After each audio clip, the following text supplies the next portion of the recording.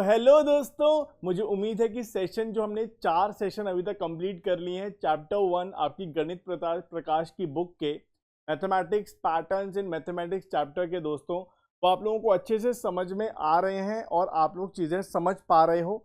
हम लोगों ने दोस्तों लास्ट सेशन में जो सीक्वेंसेस पढ़े थे उनमें कैसे रिलेशनशिप बन रहे हैं, मतलब एक सीक्वेंस को अगर हम ऐड करें तो दूसरा सीक्वेंस बन जा रहा है। तो ये चीज़ें हम लोगों ने लास्ट सेशन में देखी थी दोस्तों। लेकिन अभी तक जो हमने पैटर्न्स मैथमेटिक्स में देखे हैं, मतलब इस चैप्टर में देखे हैं, वो नंबर सीक्वेंसेस देखे हैं, राइट। लेकिन दोस्तों सिर्फ नंबर सीक्वेंसेस नहीं, मैथमेटिक्स के अंदर पैटर्न्स शेप की फॉर्म में भी होते हैं, ठीक है, जिसको हम लोग ज्योमेट्री कहते हैं। मतलब शेप्स की फॉर्म को पढ़ना ज्योमेट्री कहते हैं। पढ़ते हैं आज की क्लास में दोस्तों। आज की क्लास है सेशन नंबर 5 दोस्तों। यहाँ पर हम लोग करने वाले हैं पैटर्न्स इन शेप्स और फिगर इट आउट चैप्टर 1 का पेज नंबर 11। तो ये दो चीजें आज हम करेंगे दोस्तों। चलिए शुरू करते हैं। तो दोस्तों सबसे पहले पैटर्न्स इन शेप की बात करते हैं। मतलब अभी तक हमने जो पैटर्न्स देखे, तो वो हमने जो सीक्वेंसेस की फॉर्म में देखे, नंबर्स की फॉर्म में देखे, लेकिन यहाँ पर हम लोग शेप्स की फॉर्म में कुछ पैटर्न्स को देखते हैं दोस्तों। तो शुरुआत करते हैं हमारी पहली डेफिनेशन से। Other important and basic patterns that occur in mathematics are patterns of shapes. Okay, these shapes may be in 1 or 3 dimension, मतलब 1 dimension, 2 dimension, 3 dimension और even more dimension. तो दोस्तों अगर आप लोगों ने इंटरस्टेलर मूवी कभी देखी हो तो उसमें आप लोगों को डायमेंशंस का कुछ एक नया पिक्चर देखने को मिलता है। वहाँ पे 17 डायमेंशंस, या अगर आपने कभी कोई मूवी देखी है इंटरस्टेलर से रिलेटेड या स्पेस से रिलेटेड, तो वहाँ पर दोस्तों 4th डायमेंशन टाइम की बात आती है। या आपने कभी एलियंस के बारे में सुना है तो एलियंस के बारे में भी 4th डायमेंशन या हायर डायमेंशंस की बात आती है कि ऐसी प्रजाति जो टाइम को कंट्रोल कर सके, जो फ्यूचर और आगे पीछे जा सके, फ्यूचर में पास्ट में जा सके, तो वो 4th डायमेंशन को कंट्रोल कर सकती है। लेकिन हम जो इंसान है दोस्तों वो सिर्फ 3 डायमेंशंस को कंट्रोल कर सकते हैं। 3 डायमेंशंस कैसे हैं या क्या होते हैं 3 डायमेंशंस देखने वाले हैं, लेकिन टाइम हमारे कंट्रोल में नहीं है।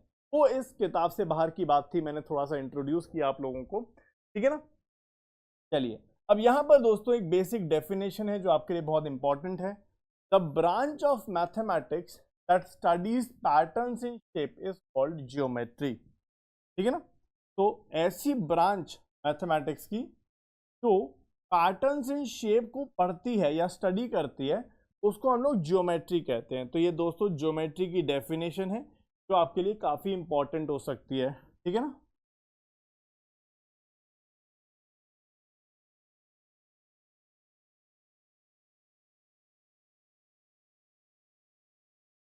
ये ज्योमेट्री की डेफिनेशन है। चलिए अब दोस्तों आगे चलते हैं और मैं आप लोगों को 1 डायमेंशन, 2 डायमेंशन और 3 डायमेंशन के बारे में कुछ सिखाता हूँ, ठीक है ना। अब 1 डायमेंशन का क्या मतलब होता है? 1 डायमेंशन का मतलब होता है कि एक लाइन, एक सिंगल लाइन को हम लोग 1 डायमेंशन कहते हैं, ठीक है ना। तो यहाँ पर दोस्तों मैं आप लोगों को 1 डायमेंशन, 2 डायमेंशन और 3 डायमेंशन समझाता हूँ, ठीक है ना। सबसे पहले देखते हैं 1 डायमेंशन का क्या मतलब है, ठीक है। तो 1 डायमेंशन का मतलब ये है कि we have only one measurement, ठीक है ना। तो 1 डायमेंशन का मतलब है we have only one measurement, तो हम कहते हैं लेंथ, ठीक है। जैसे फॉर एग्जांपल दोस्तों अगर ये मेरे पास ट्यूबलाइट रखी हुई है, ठीक है, तो अगर मैं आपसे कहता हूं कि ये जो मेरे पास बॉक्स है इसके ऊपर सिर्फ ये लाइन है, मेरे पास ये एक लाइन है दोस्तों, मेरे पास सिर्फ एक ही मेजरमेंट है मेरे पास, मतलब एक ही लाइन है मेरे पास। इस लाइन पर अगर हम मूवमेंट करें तो कैसे मूवमेंट हो सकता है दोस्तों? ऑब्वियसली अगर आप बोलोगे सर इस लाइन पे मूवमेंट होना है तो सिर्फ आगे और पीछे मूवमेंट हो सकता है, ठीक है ना।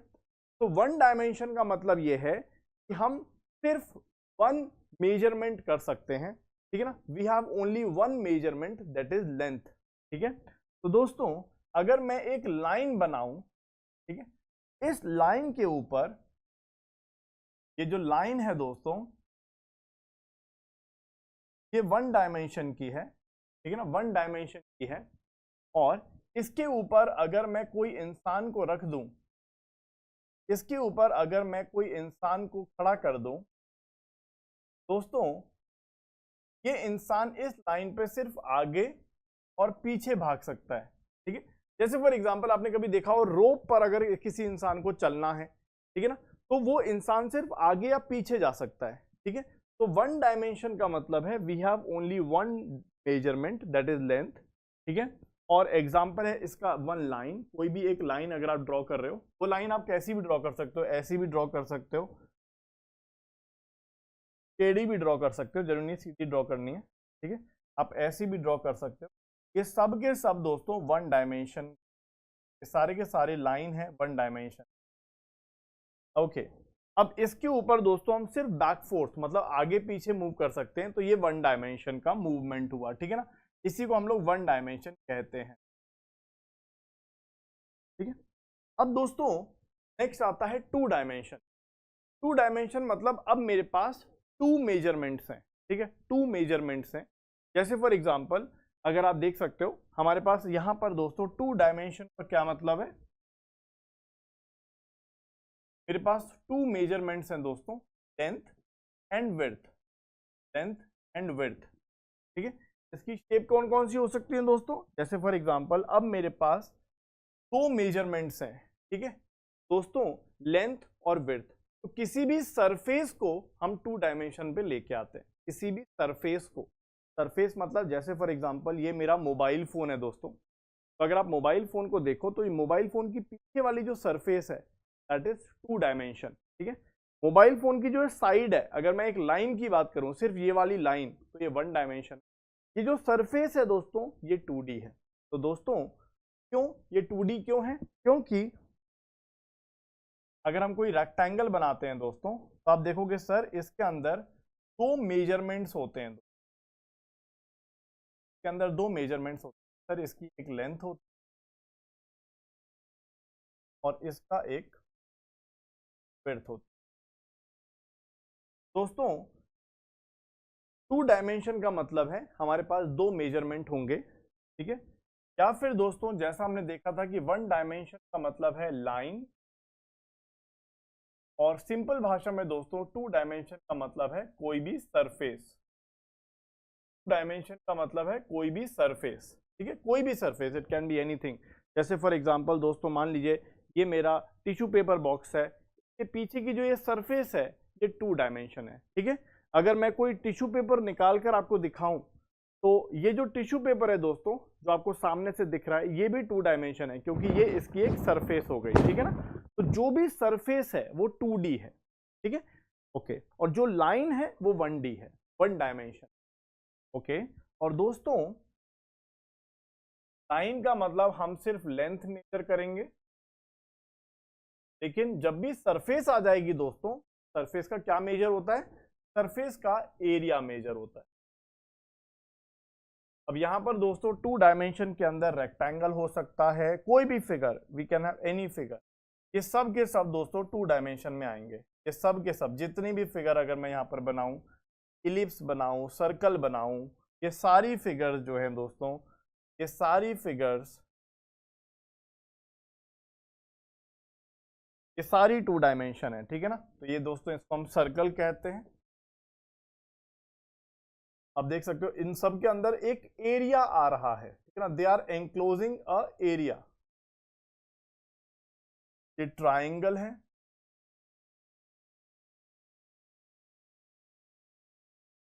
ये हमारा स्क्वायर या रेक्टेंगल, कुछ भी आप कह लो। स्क्वायर मतलब साइड सेम साइज की होंगी, और रेक्टेंगल मतलब अलग अलग साइज की, लेंथ की हो जाएंगी। ये हम लोग पढ़ने वाले हैं आज की क्लास में। ठीक है ना, ये वाली फिगर ये भी ट्राइंगल है। तो आप देख सकते हो दोस्तों ये जितनी भी फिगर हैं इन्होंने एक एरिया एनक्लोज किया, सब में एक ना कुछ एरिया है। दोस्तों वन डायमेंशन मतलब लाइन जिसमें लेंथ होती है, टू डायमेंशन मतलब कोई भी सरफेस। ठीक है ना, और यहां पर दोस्तों सरफेस, जो भी सरफेस होगी वो एरिया जरूर एनक्लोज करेगी। ठीक है ना, तो these shape have flat surface, और यहाँ पर दोस्तों अगर आप देखोगे तो हम यहाँ पर अगर मूवमेंट की बात करें तो कोई भी इंसान अगर मैं यहाँ पर रखूं, वो इंसान आगे पीछे पर नीचे जा सकता है। या फिर अगर आप देखो जैसे फॉर एग्जांपल आपकी जो घर की जमीन है, घर का जो फ्लोर है जहां पर टाइल्स लगी हुई हैं, उसमें आप कैसे मूव कर सकते हो? आप आगे पीछे जा सकते हो, लेफ्ट राइट जा सकते हो, ठीक है ना? आगे पीछे लेफ्ट राइट, ठीक है। तो जो घर का फ्लोर है दोस्तों, आगे पीछे लेफ्ट राइट, तो यहां पर आप देख सकते हो हमारा जो मूवमेंट है दोस्तों वो हो सकता है आगे पीछे, back and forth and side to side, मतलब लेफ्ट राइट। तो यहां पर दोस्तों अगर आप समझें तो आपको ये समझ में आया, वन डायमेंशन का मतलब है लाइन, और यहां पर दोस्तों लेंथ हम लोग मेजर कर सकते हैं लाइन की। टू डायमेंशन का मतलब है दोस्तों कोई भी सरफेस, वो भी फ्लैट सरफेस होनी चाहिए, और दोस्तों इसमें एरिया इंक्लूड होता है। लाइन में हम सिर्फ आगे पीछे मूव कर सकते हैं, लाइक, ठीक है ना, मूव बैक एंड फोर्थ,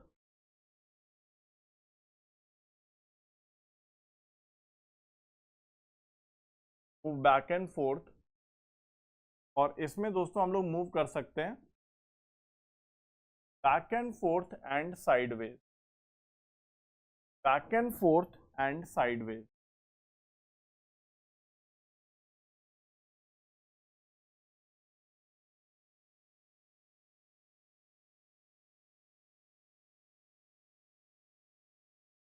ठीक है ना? ये आपको ध्यान में रखना है। ये वन डायमेंशन और टू डायमेंशन की बात हो गई दोस्तों। अब बात करते हैं थ्री डायमेंशन। तो दोस्तों थ्री डायमेंशन में जैसे फॉर एग्जांपल सबसे पहले अगर हम देखें दोस्तों, हम अगर इस बॉक्स को देखें तो ये बॉक्स टू डायमेंशन में नहीं है। टू डायमेंशन में क्यों नहीं है? क्योंकि इसमें सिर्फ सरफेस नहीं है ना, आप देखोगे तो ये बॉक्स है, ठीक है। तो इसमें अगर आप देखोगे दोस्तों, इसमें यहाँ पर पूरा सरफेस भी है और सरफेस को हमने उठाया हुआ भी है, ठीक है। तो यहाँ पर एक बॉक्स की तरह है दोस्तों। तो ये है थ्री डायमेंशन, ठीक है। जैसे फॉर एग्जांपल अगर हमने देखा तो वन डायमेंशन में वन मेजरमेंट है, टू डायमेंशन में टू मेजरमेंट है, ठीक है, सरफेस बन जाती है। थ्री डायमेंशन में दोस्तों have three measurement, dimension have measurement, that is length, width and height, ठीक है ना। लेंथ है दोस्तों हमारे पास, विड्थ है और हाइट भी है। जैसे फॉर एग्जांपल अगर मैं आप लोगों को एक बॉक्स टाइप का दिखाऊं, जैसे मैं अभी दिखा ही रहा था आप लोगों को, तो इस बॉक्स को अगर आप समझो दोस्तों,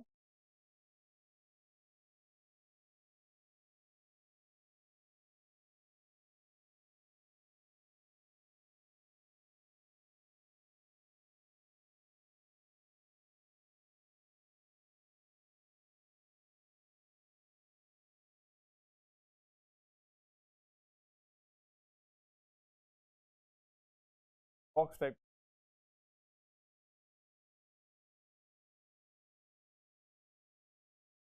क्योंकि 3D है तो मैं 2D में तो इस तरह से बनाई जाती है।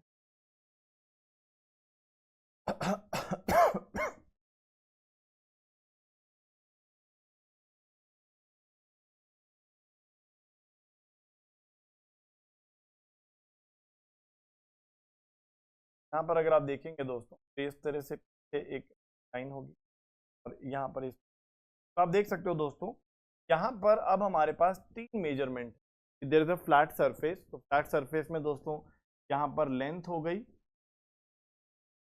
यहाँ पर विड्थ हो गई, और साथ में दोस्तों अब इसमें हाइट भी है।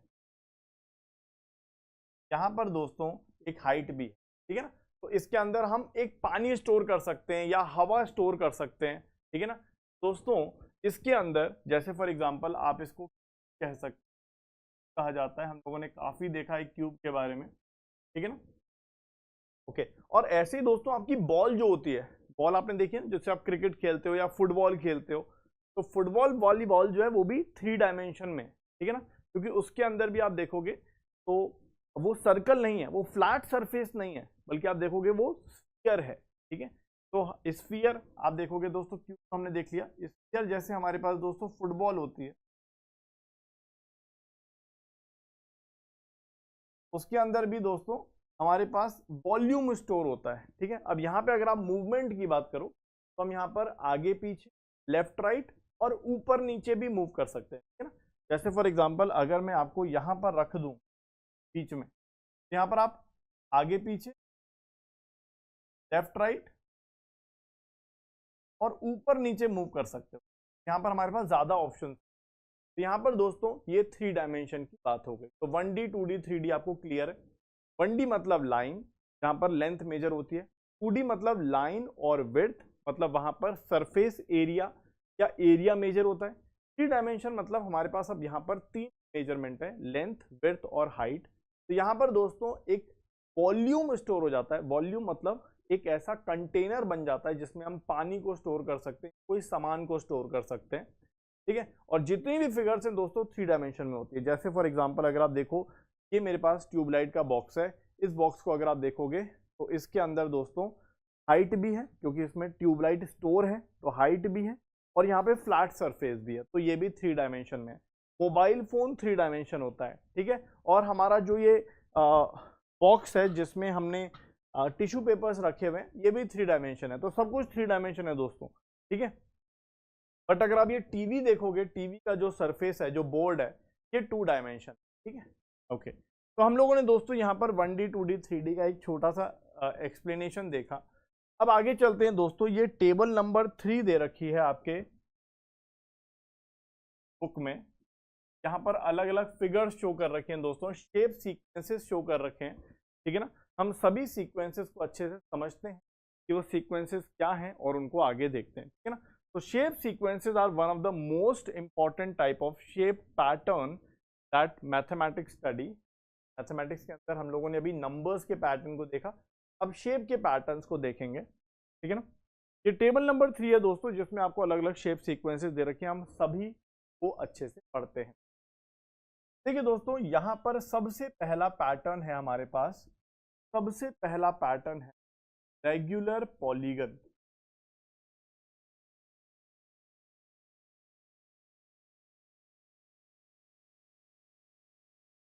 ठीक है ना, सबसे पहला पैटर्न है रेगुलर पॉलीगन। अब पॉलीगन का क्या मतलब होता है दोस्तों, समझने की करते हैं। ये एक क्लोज्ड फ्लैट सरफेस होती है, क्लोज्ड फ्लैट सरफेस होती है, इसमें दोस्तों ये एक क्लोज्ड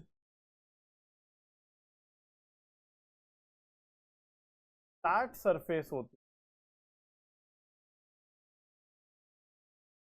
जिसमें दोस्तों अगर मान लीजिए हमारे पास 3 पॉइंट्स हैं तो हमारे पास इस तरह का फिगर बनता है।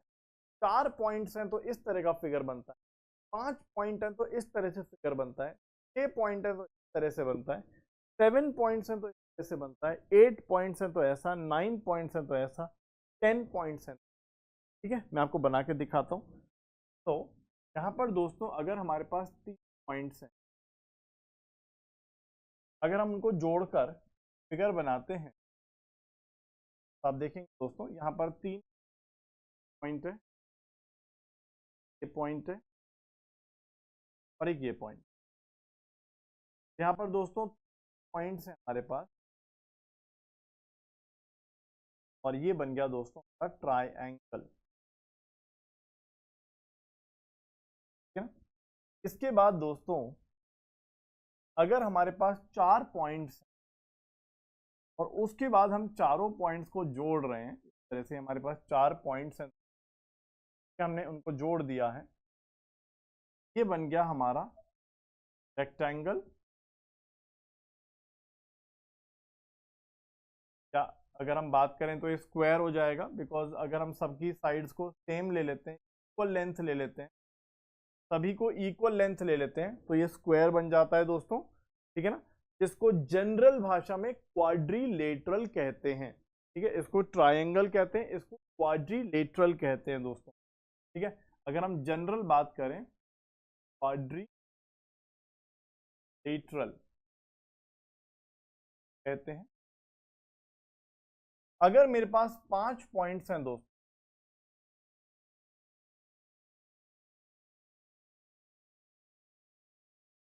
तो यहां पर दोस्तों अगर हम 5 पॉइंट्स को कंबाइन करें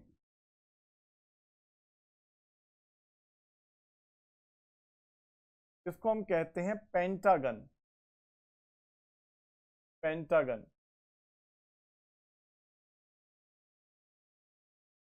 तो अगर हमारे पास 5 पॉइंट्स को जोड़ा हमने, कहते हैं दोस्तों पेंटागन। ऐसे ही दोस्तों अगर हमने 6 पॉइंट्स को जोड़ा, अगर हमने 6 पॉइंट्स को जोड़ा दोस्तों, तो उसको कहते हैं हेक्सागन। अगर हमने 6 पॉइंट्स को जोड़ा, एक एक, नाम याद होने चाहिए, बहुत इंपॉर्टेंट है। तो अगर हमारे पास 3 पॉइंट्स हैं दोस्तों, कहते हैं ट्रायंगल। 4 पॉइंट्स हैं, जनरली कहते हैं क्वाड्रिलेटरल। 5 पॉइंट्स हैं तो उसको कहते हैं पेंटागन। 6 पॉइंट्स हैं तो कहते हैं हेक्सागन। नाम याद होने चाहिए, नाम बहुत इंपॉर्टेंट है। अगर दोस्तों 7 पॉइंट्स हैं,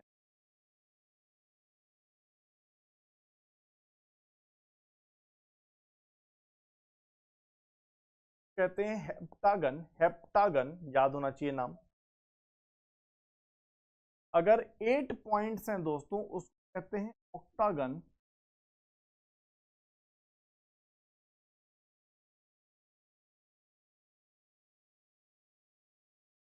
अगर 9 पॉइंट्स हैं उसको कहते हैं नोनागन। नोनागन, ठीक है। और अगर 10 पॉइंट्स हैं उसको कहते हैं डेकागन। दोस्तों नाम बहुत इंपॉर्टेंट है, आपको इस सबके नाम याद होने चाहिए। Triangle, quadrilateral, pentagon, hexagon, heptagon, octagon, नोनागन या नोनागन एंड फाइनली डेकागन। तो ये दोस्तों हमारे पॉलीगन्स होते हैं। These are polygons. These are polygon. अब यहां पर दोस्तों इनकी कुछ इंपॉर्टेंट प्रॉपर्टी है जो हमें समझनी, बहुत इंपॉर्टेंट बात है। तो आपको सबसे पहले तो नाम याद होने चाहिए। कोई आपसे पूछेगा कि 5 पॉइंट्स वाला, ठीक है, या फिर इसको एक और तरीके से लोग बताते हैं।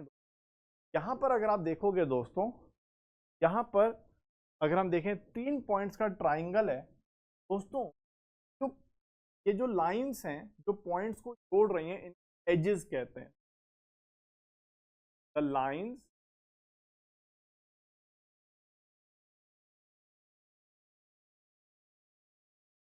joining the point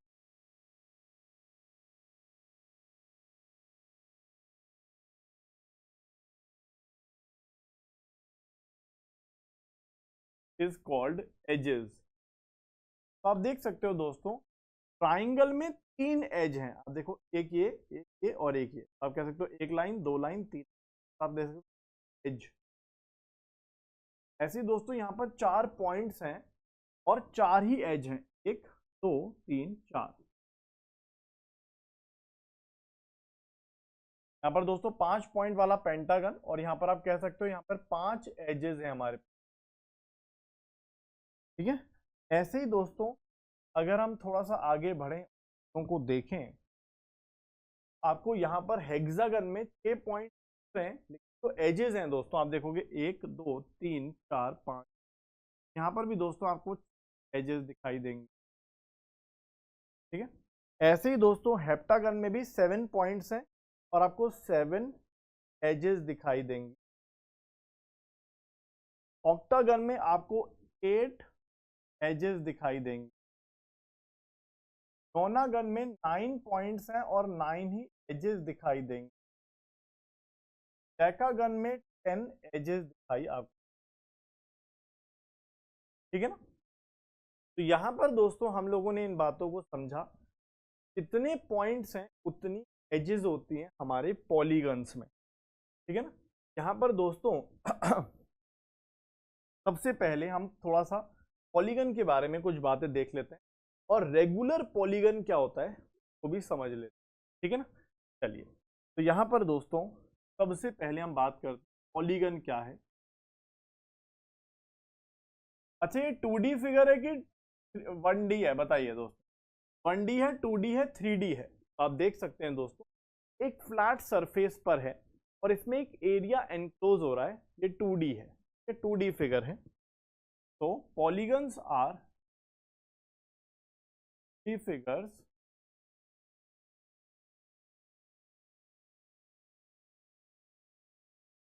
जिसको हम बनाते हैं दोस्तों, that is created by joining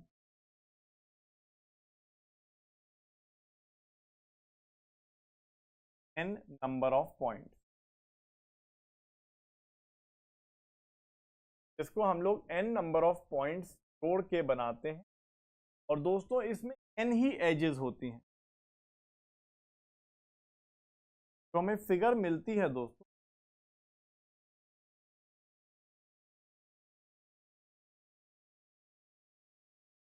n edges ही होती हैं। और हमने नाम देखा दोस्तों कि 3 एज वाला क्या बनेगा, 4 एज वाला क्या बनेगा, क्या नाम होगा उसका, 5 एज वाला क्या नाम होगा। ये मैं आप लोगों को होमवर्क दे रहा हूँ, ये अभी हमने देखा तो आप लोग यहाँ पर लिख सकते हो। ऐसे ही दोस्तों 6 एज वाले क्या आंसर, मतलब क्या नाम होगा उसका, 7 एज वाले का क्या नाम होगा, 8 एज वाले का क्या नाम होगा, 9 एज वाले का क्या नाम होगा, और फाइनली दोस्तों 10 एज वाले का क्या नाम होगा। ये हम लोगों ने यहाँ पर अच्छे समझा और इसके नाम वाम भी आराम से देख लिया है, मुझे लगता नहीं कोई परेशानी होगी।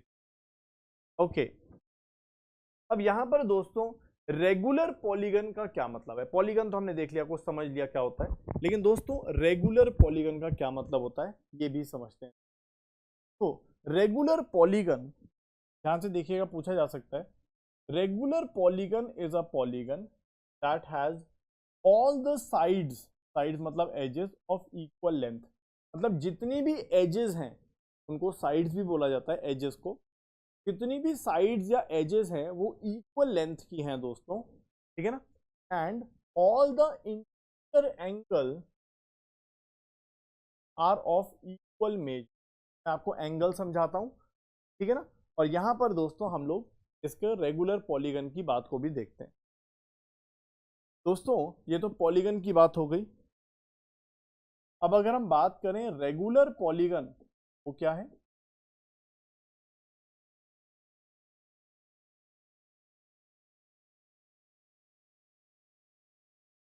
These are the polygons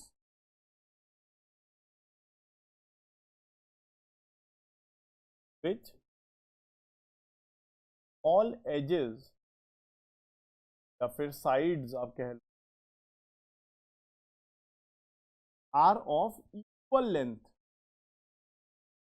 are of equal length. सारी की सारी जो एजेस हैं वो सब इक्वल लेंथ की, तो सबके सब सेम मेजरमेंट की हैं, सबका लेंथ सेम है, ठीक है ना। तो आप देख सकते हो दोस्तों यहाँ पर, इसका मतलब दोस्तों ये जो लेंथ है हमारी, ये वाली लेंथ, ठीक है, ये लाइन, ये वाली लाइन और ये वाली लाइन तीनों इक्वल लेंथ की। सिमिलरली यहां पर भी ऐसे ही होगा दोस्तों, ये वाली लाइन, ये वाली लाइन, ये वाली लाइन और ये वाली लाइन, ये चारों इक्वल लेंथ की होंगी। सेम चीज यहां पर भी ऐसा ही होगा एंड सो ऑन, ठीक है। तो आई होप ये क्लियर है सबको कि हमने लेंथ की बात करी, साइड्स की लेंथ की बात करी दोस्तों। इसी तरह से यहां पर एंगल की बात भी होती है, एंगल। मैं आपको एंगल समझाता हूं क्या होता है।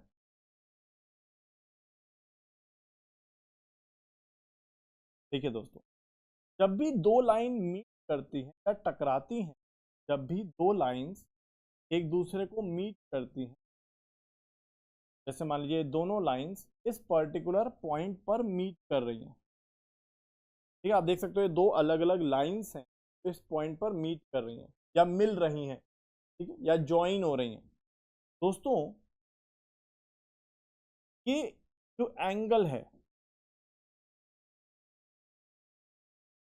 या आप लोग प्रोटेक्टर से मेजर कर सकते हो, ये जो एंगल है दोस्तों, इस एंगल को हम लोग एंगल कहते हैं। जैसे दोस्तों अगर हम यहाँ पर देखें कि हमारा ट्रायंगल है, यहाँ पर 3 पॉइंट्स हैं, एजेस हैं या 3 साइड हैं दोस्तों, ये दोनों लाइन यहाँ पर मीट हो रही हैं, तो ये हमारा इंटीरियर एंगल है, ये भी इंटीरियर एंगल है, ये भी इंटीरियर एंगल। ऐसे दोस्तों 4 एजेस वाला क्वाड्रिलेटरल आप देख सकते हो ये हमारा इंटीरियर एंगल है, ये भी इंटीरियर एंगल है, ये भी इंटीरियर एंगल है, और ये भी एक इंटीरियर एंगल, ठीक है, अंदर वाला एंगल, अंदर वाला, ठीक है ना, पॉलीगन के अंदर वाला एंगल, ठीक है, तो ये इंटीरियर एंगल है, ये भी है। ऐसे ही दोस्तों हमारे ये पेंटागन में आप देख सकते हो ये एक इंटीरियर एंगल है, ये एक इंटीरियर एंगल है जहां पर दोनों लाइंस में, ये भी इंटीरियर एंगल है, ये भी इंटीरियर एंगल है, ठीक है ना। तो दोस्तों हमारे रेगुलर पॉलीगन्स में क्या लिखा हुआ है, रेगुलर पॉलीगन्स में all interior angles are of equal measure, ठीक है, सारे इंटीरियर एंगल इक्वल मेजरमेंट के होते हैं, ठीक है। तो ये दो बातें ध्यान रखिएगा दोस्तों, रेगुलर पॉलीगन्स के अंदर हमारी सारी साइड्स इक्वल लेंथ की होती हैं and all interior angles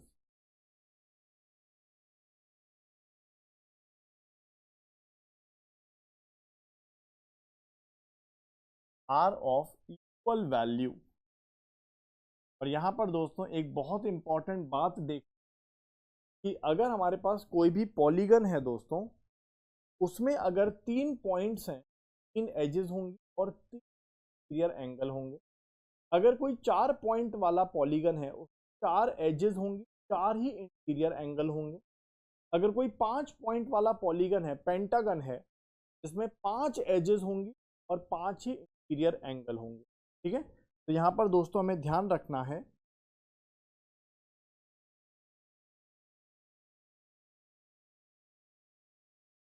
N point polygon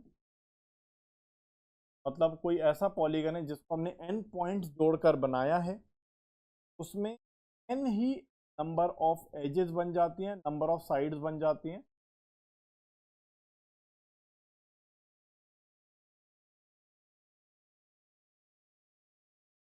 और एन ही बन जाता है नंबर ऑफ इंटीरियर एंगल।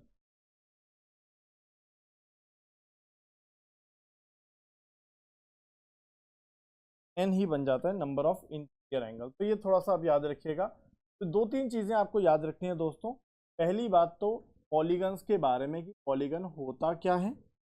दूसरा आपको ध्यान में रखना है कि पॉलीगन, रेगुलर पॉलीगन के सारे साइड्स और सारे एंगल्स इक्वल मेजरमेंट के हों। साथ में दोस्तों इन सब के नाम की 3, 4, 5, 6, 7, 8, 9, 10 एजेस वाले पॉलीगन का नाम क्या है, तब जाके आप पॉलीगन्स के बारे में बिल्कुल फ्री हो सकते हैं कि पेपर में इससे ज़्यादा कुछ नहीं पूछा जाएगा, ठीक है ना।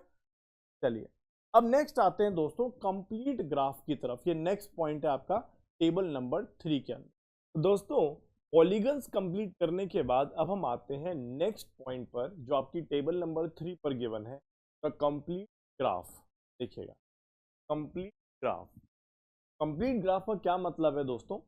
जैसे हमने अभी पॉलीगन्स को देखा था, तो पॉलीगन्स के अंदर हमने क्या किया था, जैसे पॉइंट्स हमने बनाए, जैसे 3 पॉइंट थे यहाँ पर हमारे पास, हमने उन 3 पॉइंट्स को जोड़ दिया 3 साइड से, 3 पॉइंट को 3 साइड से जोड़ दिया या 3 लाइन से जोड़ दिया, और हमारा ये बन गया पॉलीगन ट्राइंगल। हमारे पास दोस्तों 4 पॉइंट थे, 4 पॉइंट एट द कॉर्नर्स, हमने उसको 4 साइड्स या 4 लाइन से जोड़ दिया और ये बन गया दोस्तों क्वाड्रिलेटरल। हमने दोस्तों 5 पॉइंट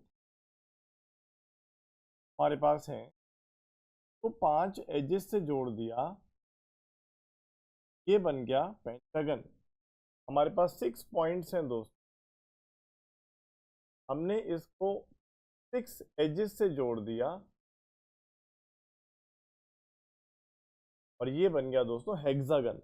और ऐसे ही 7 पॉइंट्स हैं, हमने 7 साइड से जोड़ दिया,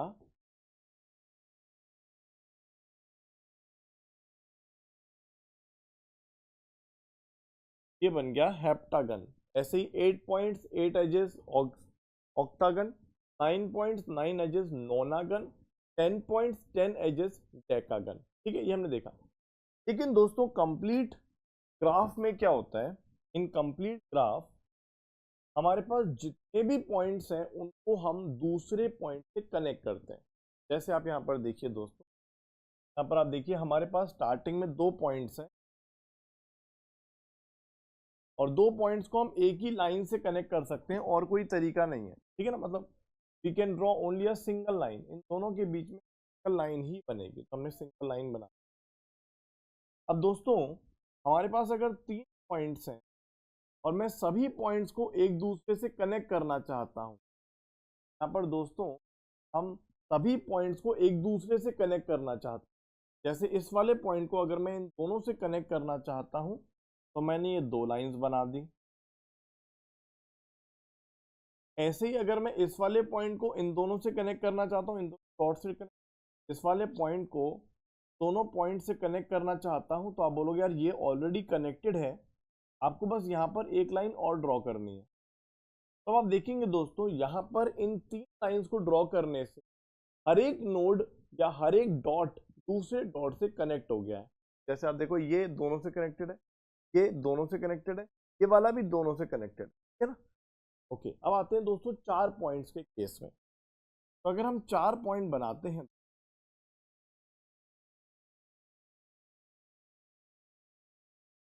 पहले तो आपको दिख रहा है यहाँ पे क्वाड्रिलेटरल एकदम बढ़िया बन जाएगा, पूरा क्वाड्रिलेटरल आपने बना दिया है। आपने पूरा क्वाड्रिलेटरल बना दिया पहले तो पॉलीगन में हमने देखा था। लेकिन क्या अब मैं यहाँ पर कह सकता हूँ कि हर एक नोड बाकी नोड से कनेक्टेड है? तो आप देखिए दोस्तों, हमें दिख रहा है कि ये वाला जो नोड है इससे तो कनेक्टेड है, इससे भी कनेक्टेड है, लेकिन इससे डायरेक्टली कनेक्टेड नहीं है ना। तो आप क्या करोगे, एक लाइन ड्रॉ करोगे इस नोड से यहाँ तक। सिमिलरली दोस्तों अगर हम इस वाले नोड की बात करें तो ये इधर से कनेक्टेड है, इधर से भी कनेक्टेड है, इससे कनेक्टेड नहीं है, इसके लिए आप एक और लाइन ड्रॉ करोगे। तो आप देखोगे ऐसा करने से और हर एक नोड बाकी दूसरे नोड से कनेक्टेड हो जाएगा, ठीक है, डायरेक्टली कनेक्टेड हो जाए, ठीक है। तो हर एक नोड अब बाकी किसी नोड से डायरेक्टली कनेक्टेड है। ऐसे ही दोस्तों अगर हम पेंटागन या 5 पॉइंट्स की बात करें, मैंने यहाँ पे 5 पॉइंट्स बनाए या 5 डॉट्स बनाए। अब बोलोगे सर सबसे पहले तो यहाँ पर पेंटागन बनता दिख रहा है,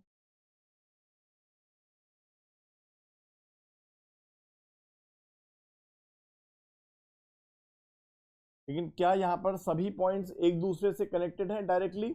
नहीं। आप देख सकते हो दोस्तों कि ये वाला पॉइंट जो है वो अपने पड़ोसियों से कनेक्टेड है, इससे और इससे डायरेक्टली कनेक्टेड नहीं है। तो आप 2 लाइन ड्रॉ करोगे, एक इधर जाती हुई और सिमिलरली एक इधर।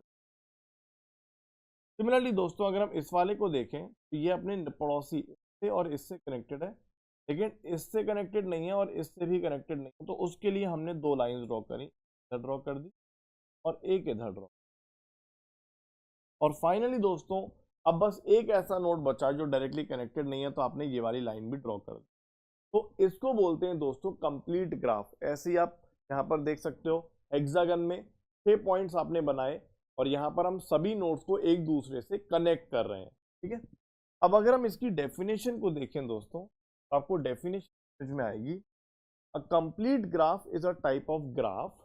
कंप्लीट ग्राफ एक ऐसा ग्राफ होता है, ठीक है, इन ग्राफ थ्योरी, जहां पर where every pair of distinct vertices या नोड्स या dots, every pair of distinct vertices is directly connected by a unique edge, ठीक है।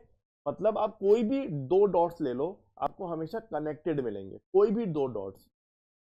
जैसे आप देख सकते हो दोस्तों, अगर मैं ये वाला डॉट और ये वाला डॉट लूं, कनेक्टेड है, यस कनेक्टेड है। अगर मैं ये वाला और ये वाला लूं तब भी कनेक्टेड है, अगर मैं ये वाला और ये वाला लूं तब भी कनेक्टेड है। यहाँ पर दोस्तों इसको हम डिफाइन करेंगे कंप्लीट ग्राफ।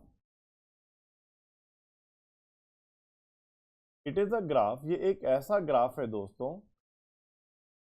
वेयर, तो मैं 2 तरह से डिफाइन कर सकता हूं, जहां पर it is a graph where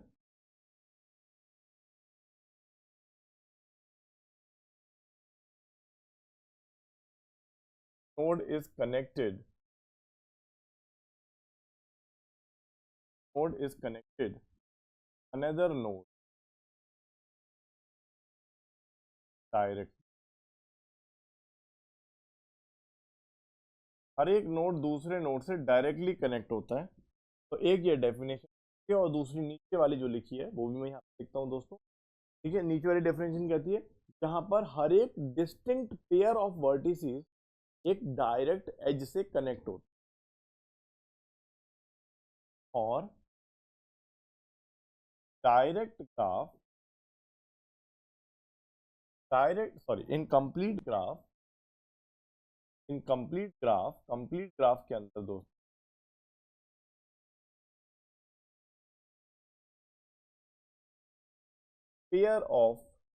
pair मतलब दो नोड्स का कॉम्बिनेशन। ठीक है, तो कोई भी दो नोड्स आप सेलेक्ट कर लो, हमेशा डायरेक्टली कनेक्टेड मिलेंगे। तो in complete graph each of nodes pair of nodes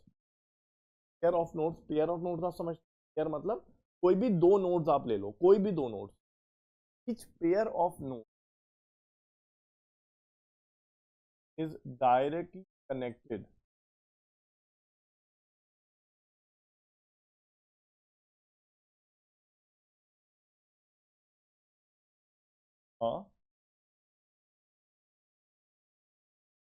is directly connected through a edge। ठीक है, तो ये आप समझ पा रहे हो, आई होप कंप्लीट ग्राफ आपको समझ में आया। ठीक है, तो जैसे आप देख सकते हो हमने पॉलीगन देखा था, पॉलीगन में हमने बस बाहर वाले नोड्स को कनेक्ट कर लिया था, लेकिन सभी नोड्स एक दूसरे से कनेक्टेड नहीं थे, तो उसके लिए हमने कुछ एक्स्ट्रा लाइंस यहाँ पर या एजेस बनाए। ओके, अब यहाँ पर अगर हम देखें दोस्तों, एक सीक्वेंस बन रहा है, तगड़ा सीक्वेंस। अगर आपके पास दो डॉट्स हैं, आपके पास एक एज है, अगर आपके पास तीन डॉट्स हैं, डॉट्स को आप वर्टिसेस भी कह सकते हो, आपके पास तीन एजेस हैं। अगर आपके पास चार डॉट्स हैं, कितनी एज बन रही है दोस्तों? एक, दो, तीन, चार, पांच और छह, हमारे पास छह एजेस हैं। ठीक है, ऐसे ही दोस्तों अगर आपके पास 5 डॉट्स हैं, कितनी एजेस बनेंगी? तो let's try to find out. देखिए दोस्तों, पहले तो 5 बाहर की हो गई, 1 2 3 4 और 5, 5 बाहर की, 6 7 8 9 और 10, 5 बाहर की और अंदर की कितनी दोस्तों? 1 2 3 4 5, ये 5 बाहर की हो गई, 6 7 8 9 और 10। ठीक है, तो आप देख सकते हो यहाँ पर 10 एजेस बनेंगी।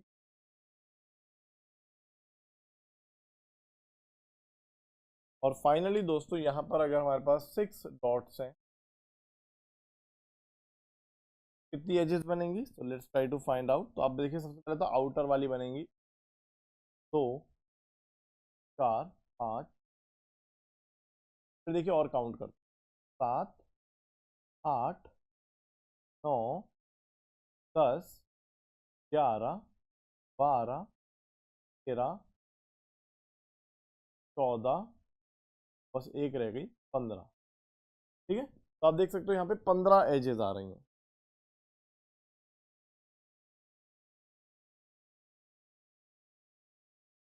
तो आई होप ये क्लियर है, कुछ समझ में आ रहा है दोस्तों? एनी कोई कॉम्बिनेशन बन रहा है यहाँ पर? कोई कॉम्बिनेशन बन रहा है दोस्तों यहाँ पर?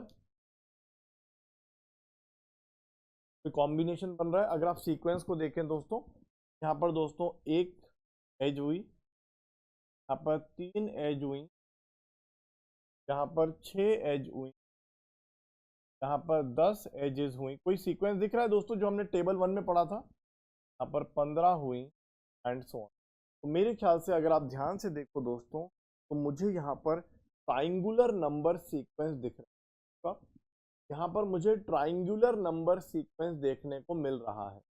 एक बार देखिएगा ध्यान से, तो आप देख सकते हो दोस्तों, तो कंप्लीट ग्राफ के अंदर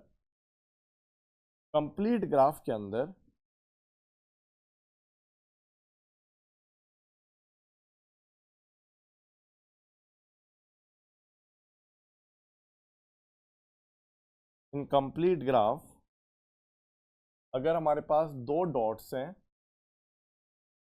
एक काम करता हूँ, यहाँ पर नंबर ऑफ डॉट्स ऊपर लिखता हूँ, नंबर ऑफ डॉट्स या नंबर ऑफ वर्टिसेस।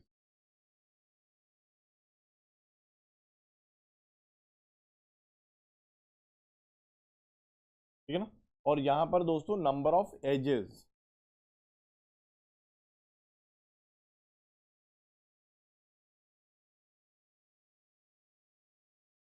देखिए नंबर ऑफ डॉट्स 2 ले लीजिए, ले लीजिए, 4 ले लीजिए, 5 ले लीजिए या 7 भी ले लीजिए।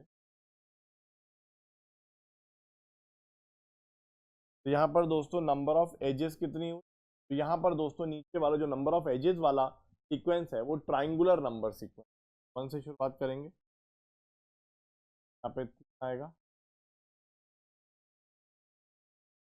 उसके बाद दोस्तों क्या आता है, 10 आता है, 15 आता है, 21 आता है, 28 आता है and so.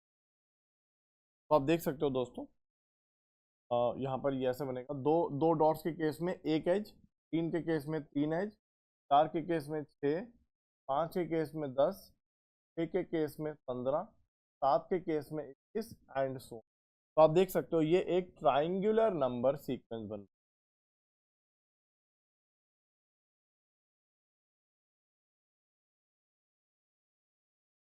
Triangular number sequence.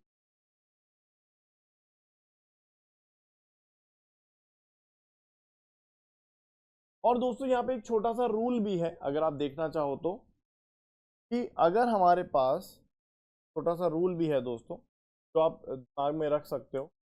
आप देखोगे तो यहाँ पर मैं आपको बताता हूँ, ध्यान से देखिएगा। वैसे तो हमें समझ में आ गया कि नंबर ऑफ वर्टिसेस या डॉट्स, तो नंबर ऑफ एजेस जो आ रहा है दोस्तों वो एक ट्राइंगुलर नंबर सीक्वेंस बन रहा है। बट एक रूल भी है यहाँ पे जो हम लोग यूज कर सकते हैं कहीं पर, if we have n number of vertices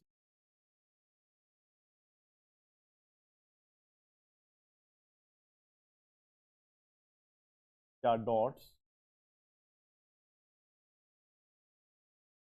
then number of edges, अगर कभी आपको डायरेक्टली निकालना पड़ जाए, नंबर ऑफ एजेस का एक फॉर्मूला होता है दोस्तों, n multiplied by n minus divide by n into n minus 1 divide by 2। ठीक है। जैसे फॉर एग्जांपल दोस्तों अगर हमारे पास दो डॉट्स हैं, नंबर ऑफ एजेस कितने हो जाएंगे, काम करते हैं एक टेबल बनाते हैं,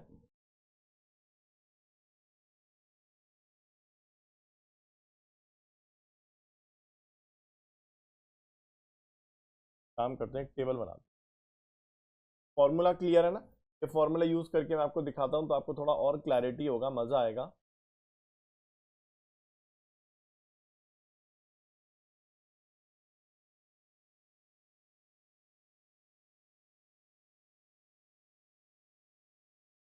देखिएगा,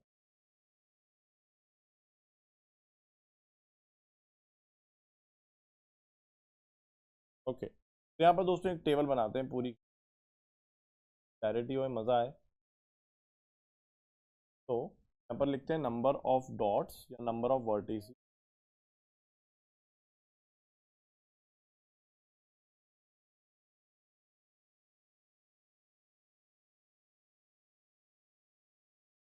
और यहाँ पर लिखते हैं दूसरी तरफ number of edges.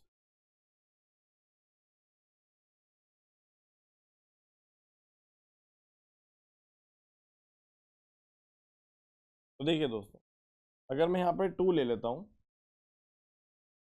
Number of edges कितने हो जाएंगे, 2 multiplied by 2 minus 1 divide by आएगा 2 इंटू डिवाइड बाई तब 1 आ जाए। ऐसे ही दोस्तों अगर कोई आपसे कहता है कि हमारे पास 3 वर्टिस आएगा, 3 मल्टीप्लाइड बाई 3 डिवाइड बाई, तब 3 टू डिवाइड, तब ये 3। ऐसे ही दोस्तों अगर कोई आपसे कहता है तो बहुत सारे 7, 7 के केस में क्या आएगा, माइनस, तब से मतलब 7 मतलब 21 ही आ रहा है।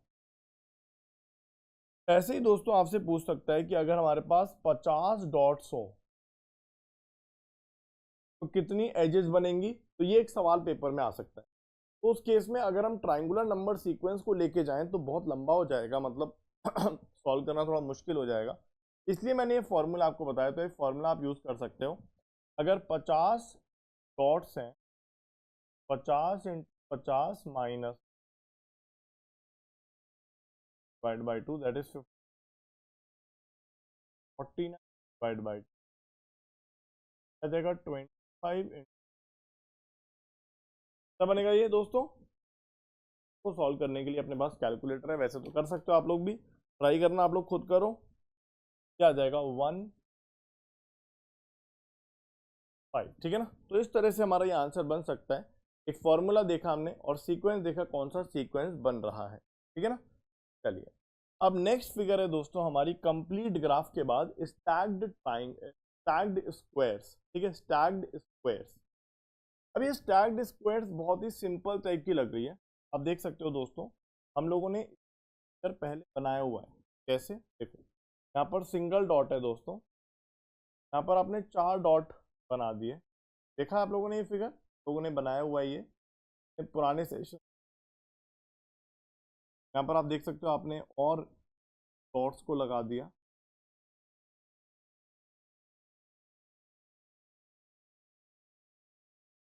ऐसे ही दोस्तों यहाँ पर भी जैसे ऐसा कुछ हुआ ना, जैसे मैंने आपको बताया था कि हमने 2 बार 2 टॉफी मांगी, 3 बार 3 टॉफी मांगी, 4 बार 4 टॉफी मांगी।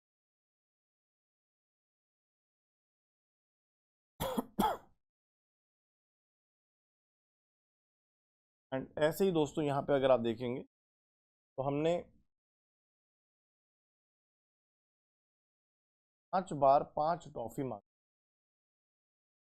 ये फिगर्स हम ऑलरेडी बना चुके हैं, यहाँ पर हमने पिक्टोरियली रिप्रेजेंट किया है आपके बुक में, लेकिन हम पहले ही ऐसा फिगर बना चुके हैं कि आपको परेशानी है दोस्तों। तो बहुत ही सिंपल सा सीक्वेंस है, अगर आप देखोगे तो स्टैक्ड स्क्वायर्स में यहाँ पर 1 है, यहाँ पर 4 है, यहाँ पर 9 है। ये कौन सा सीक्वेंस बन रहा है दोस्तों, यहाँ पर 6। आप 4 बार 4 टॉफी मांग रहे हो, 5 बार 5 टॉफी 25 एंड यहाँ पर आप देख रहे हो दोस्तों हमने स्क्वायर्स को स्टैक करके, जैसे आप देखो यहाँ पे सिंगल स्क्वायर है, यहाँ पे हमने 4 स्क्वायर का कॉम्बो लगाया, एक बड़ा स्क्वायर बना लिया, देख रहे हो आप, बड़ा स्क्वायर बन गया। यहाँ पर हमने 9 स्क्वायर्स का कॉम्बो बनाया, बड़ा स्क्वायर बन गया। यहाँ पर 16 स्क्वायर का कॉम्बो बना के बड़ा स्क्वायर बनाया, 25 स्क्वायर का कॉम्बो बना के बड़ा स्क्वायर बनाया। तो यहाँ पर क्या किया दोस्तों हम लोगों ने,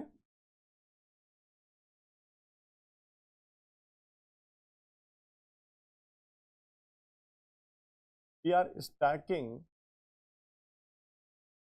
squares, get a bigger square, create a bigger square.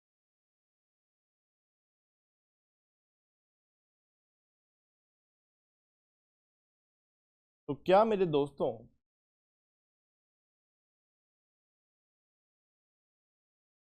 आप देख सकते हो यहाँ पर कौन सा सीक्वेंस बन रहा है,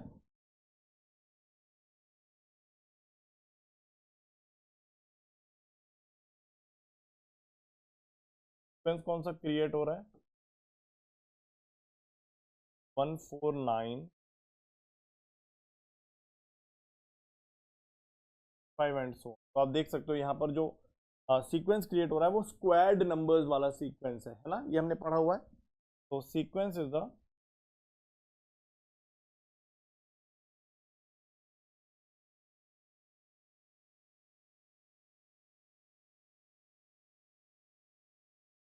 सीक्वेंस ऑफ स्क्वायर्ड नंबर,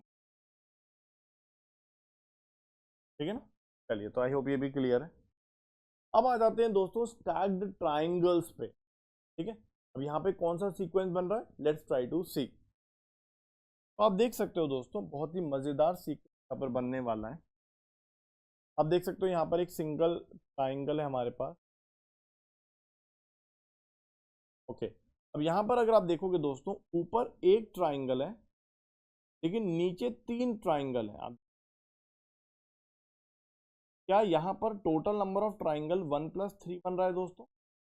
4। ठीक है, ऐसे आप यहाँ पर देखेंगे दोस्तों, यहाँ पर हमारे पास ऊपर एक ट्राइंगल है और नीचे 5 ट्राइंगल है। तो आप देख सकते हो दोस्तों यहाँ पर 1 + 3 + 5 टोटल कितने ट्राइंगल्स हो गए? 9 ट्राइंगल्स हो गए। क्या बात दिख रही है आपको? आप ऐसे ही देख सकते हो दोस्तों यहाँ पर अगर कितने ट्राइंगल्स हैं तो आप देखो सर पहले 1 है, यहाँ पे 3 ट्राइंगल्स हैं, फिर यहाँ पर 5 ट्राइंगल्स हैं, फिर यहाँ पर दोस्तों 7 ट्राइंगल्स हैं, 4 5 टोटल ट्राइंगल्स हो गए 1 + 3 + 5 + 7 क्या होता है दोस्तों? 7 5 12 4 16। ऐसे ही आप देखोगे दोस्तों यहाँ पर सिंगल ट्राइंगल है, यहाँ पर 3, यहाँ पर 5 है और 7 है और यहाँ पर 9 ट्राइंगल। तो आप देख सकते हो ये बन जाएगा 1 + 5 + 7 + 9 और ये हो जाएगा दोस्तों अगर आप देखोगे 5 ट्राइंगल।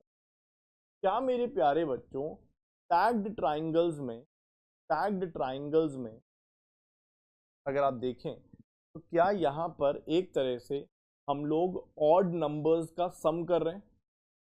अब देखो यहाँ पर 1 था, फिर 1 और 3 1 3 5 1 3 5 7 1 3 5 एंड 9 और ऑड नंबर्स का सम हमने लास्ट क्लास में या लास्ट सेशन में देखा था, वो हमें स्क्वायर्स का सीक्वेंस देता है। तो आप देख सकते हो दोस्तों यहाँ पर हम लोग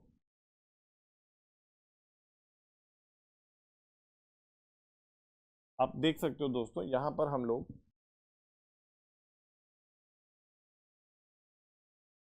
लोग स्टैक कर रहे हैं दोस्तों। वी आर स्टैकिंग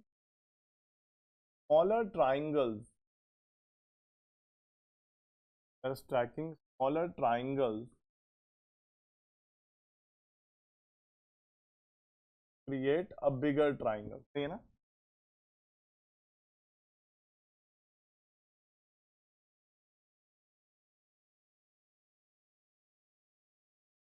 छोटे छोटे ट्राइंगल्स को, जैसे आप देख सकते हो ये छोटा ट्राइंगल है, इसका यूज करके हमने बड़े ट्राइंगल्स बनाए। लेकिन यहाँ पर दोस्तों अगर हम देखें एक तरह से हमारे पास कौन सा सीक्वेंस बन रहा है? 1 4 9 25। यहाँ पर भी जो सीक्वेंस बन रहा है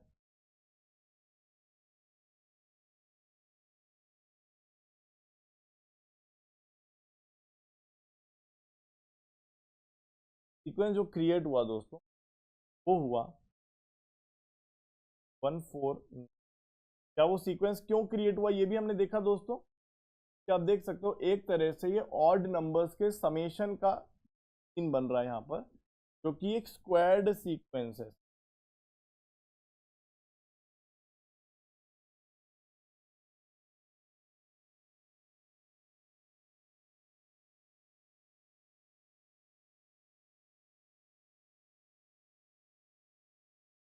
स्क्वायर्ड नंबर सीक्वेंस ये बन रहा है। आई होप ये क्लियर है सबको, कोई परेशानी नहीं है। नेक्स्ट है दोस्तों कोच स्नोफ्लेक्स। इसको समझना बहुत ही इंटरेस्टिंग है, ठीक है ना? और यहाँ पर दोस्तों इसको पहले मैं आपको डिटेल में समझाऊंगा और फिर यहाँ पर एक पैटर्न समझते हैं कि कौन सा पैटर्न बन रहा है। ठीक है, तो यहाँ पर सबसे पहले देखते हैं कि कैसा बनता है, कैसे बनेगा। दोस्तों बहुत ही इंटरेस्टिंग है ये, देखिएगा दोस्तों। सबसे पहले हमारे पास एक ट्राइंगल है, ट्राइंगल है, इसके अंदर वी कैन सी यहाँ पर 3 एजेस हैं दोस्तों। बहुत ही सिंपल है, आप देख सकते हो यहाँ पर हमारे पास एजेस हैं। एक सिंपल ट्राइंगल हमारे पास ये है।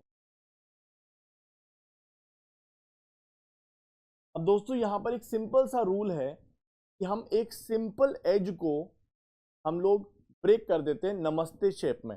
जैसे मैं आपको बताता हूँ, यहाँ पर एक सिंपल सा रूल है दोस्तों कि जहां पर भी आपको एक स्ट्रेट लाइन एज मिले आप उसको चेंज कर दोगे,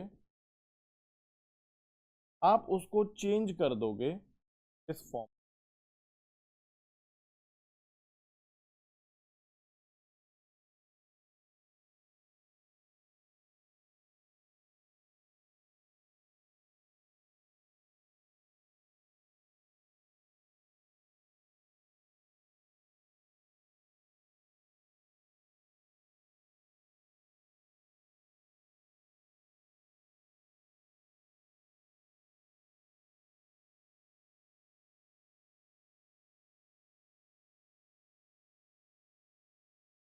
आप उसको इस तरह से चेंज, जहां पर भी आपको स्ट्रेट लाइन दिखाई देगी आप इसको ऐसे चेंज कर दोगे। जैसा आप देख पा रहे हो दोस्तों,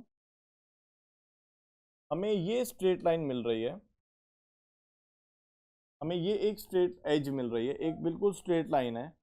इसको हम कन्वर्ट कर देंगे दोस्तों इस फॉर्म करके, एक स्टार टाइप बना लेंगे, एक ट्राइंगल टाइप बना देंगे। ऐसे ही दोस्तों आप देख सकते हो ये एक स्ट्रेट लाइन है, तो हम ब्रेक कर देंगे। कभी ऐसा हो जाता है, एक सेकंड। ओके, यहाँ पर दोस्तों हमारे पास ये स्ट्रेट लाइन है, तो हम कन्वर्ट करेंगे इस तरह से, ऐसे करके हमने, जैसे मैंने बताया, हम लोग एक ट्राइंगल शेप बना देंगे। ऐसी ही एक स्ट्रेट लाइन है हमारे पास, इसको हम ब्रेक कर देंगे। तो हमने क्या किया दोस्तों, एक सिंपल ट्राइंगल को, मैंने आपको रूल बताया, रूल में क्या करना है, ये जो लाइन है तो हमें इसमें कन्वर्ट करना है। जहां पर भी आपको ये स्ट्रेट लाइन मिले आपको इसमें कन्वर्ट करना है। तो आप देखो ये स्ट्रेट लाइन है, आपने कन्वर्ट कर दिया, इधर से ऐसे लेके आ गए, ठीक है। ऐसी ही एक स्ट्रेट लाइन है दोस्तों, इसको आपने कन्वर्ट कर दिया ऐसे। ऐसी नीचे वाली स्ट्रेट लाइन है, इसको आपने कन्वर्ट कर दिया इस तरह से। तो ये हमारे पास मिल गया। आई होप ये क्लियर। लेकिन यहाँ खत्म नहीं होता, ये रूल चलता रहता है। अब देखिए दोस्तों, अब आप यहाँ पर देख सकते हो कि सर यहाँ पर अब मुझे स्ट्रेट लाइन दिख रही है, ये भी स्ट्रेट लाइन दिख रही है, ये भी स्ट्रेट लाइन दिख रही है, ये भी स्ट्रेट लाइन दिख रही है, ये भी स्ट्रेट लाइन है, ये भी सीधी लाइन है, ये भी सीधी लाइन है, ये भी सीधी लाइन है, ये भी सीधी लाइन है, ये भी सीधी लाइन है, यहाँ भी सीधा लाइन है, यहाँ भी सीधा लाइन है। अब दोस्तों हर एक सीधी लाइन को चेंज किया, मतलब आप देख सकते हो दोस्तों, ये सीधी लाइन को हम लोग चेंज कर देंगे, ट्राइंगल बना। तो आप देखो दोस्तों, यहाँ पर ये जो सीधी लाइन है चेंज की, इस तरह से हमने, ये सीधी लाइन है दोस्तों हमारे पास, ये वाली, इसको हम लोग कन्वर्ट कर रहे हैं। हाँ, बिल्कुल इसी तरह से दोस्तों ये सीधी लाइन है, इसको हम चेंज,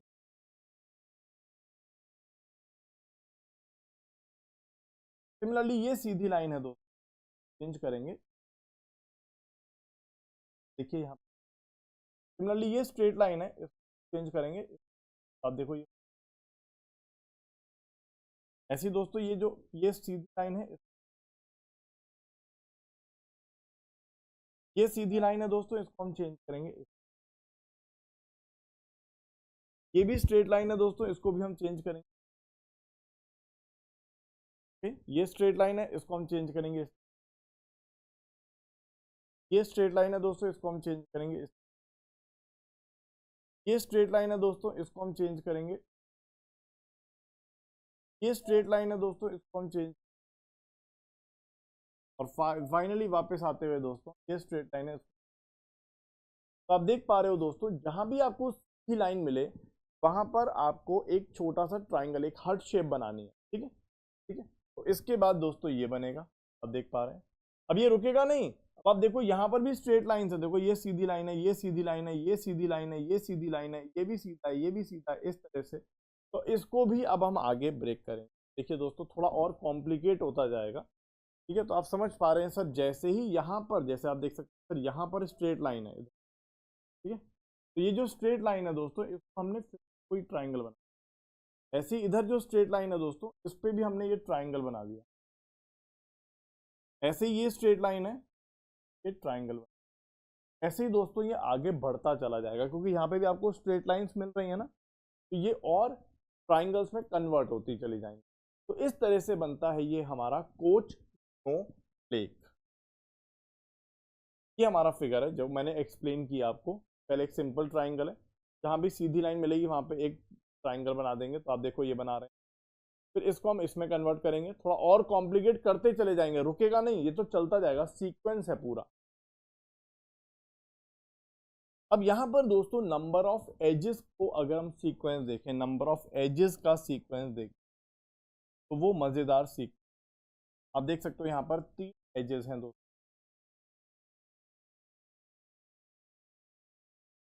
अब यहां पर दोस्तों एक सिंगल एज कितने एज में कन्वर्ट हो रही है, देख रहे हो आप।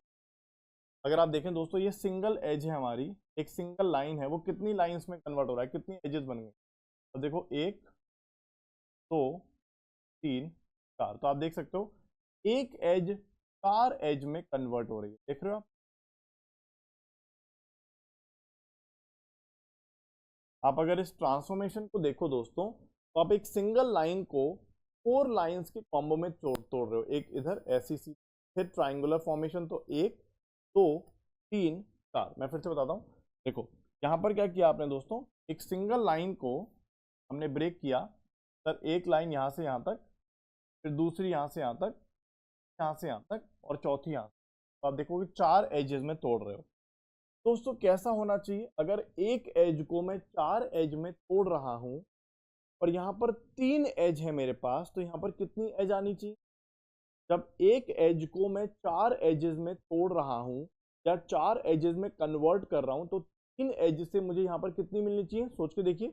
1 से 4, 2 से 8, 3 से 12, 12 होना चाहिए। बट एक बार ट्राई करते हैं कैलकुलेट करके। 1 2 3 4 5 6 7 8 9 10 11 और 12, यस 12 मिली मुझे। 12 एजेस मिली। और दोस्तों जब हम 12 एजेस को, मैंने बताया ना हर एक एज को हम 4 एज में तोड़ते हैं। देखो मैं फिर से एक्सप्लेन करता हूँ, ये चीज हम कन्वर्ट करते हैं, तोड़ते नहीं है, कन्वर्ट बोलना ज्यादा बेटर है। तो आप देखोगे सर एक सिंगल एज है, एक सिंगल लाइन है, उसको हमने कन्वर्ट किया 1 2 और 4 में, ठीक। अब यहाँ पे अगर हम देखें दोस्तों, हमारे पास अब यहाँ पर 12 एजेस हैं। और जैसे मैंने बताया हम एक एज को 4 एज में कन्वर्ट करते हैं, तो ऑब्वियसली दोस्तों हमने जैसे पीछे 3 एज को 12 एज में कन्वर्ट किया, 12 एज अब किस में कन्वर्ट होंगी दोस्तों, 48 में।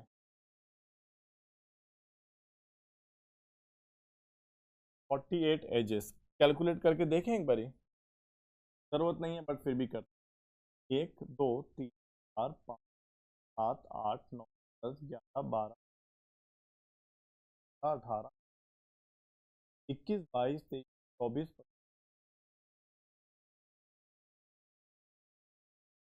25 37 38 39 41 43 44 45 46 48, यस 48 एजेस। हर एक एज को 4 एज में तोड़ रहे हैं या कन्वर्ट कर रहे हैं, ठीक।